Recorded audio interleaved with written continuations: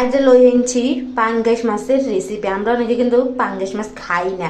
তো পাঙ্গাস মাছ যদি এইভাবে রাঁধি খান কি যে সোয়াদ লাগবো। এই পাঙ্গাস মাছের রেসিপি একেবারে গরম ভাতের লগে জমি যাবে। তো পাঙ্গাস মাছের লাই এনে লই লইছি কয়েক টুকরা পাঙ্গাস মাছ, তারপরে দিয়ে দিছি নুন, তারপরে দিয়ে দিছি হলদির গুঁড়া।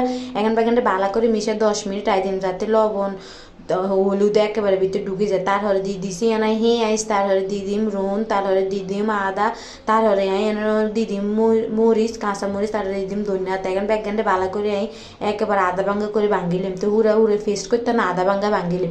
তো আদা ভাঙ্গা ভাঙ্গা হয়ে গেছে দেখছেন। তারপরেও নাই ওই 10 মিনিট হরে মাছের টুকরে উপরে দিয়ে দিম, বালা করে মিশাইলে মারে। তো এই মশলা অনুযায়ী উপরে একটু লবণ দিয়ে দিলাম, তারপরে দিয়ে দিলাম জিরা বাটা, তারপরে দিয়ে দিয়েছি গুঁড়া দুধ, তারপরে দিয়ে দিলাম সরষের তেল।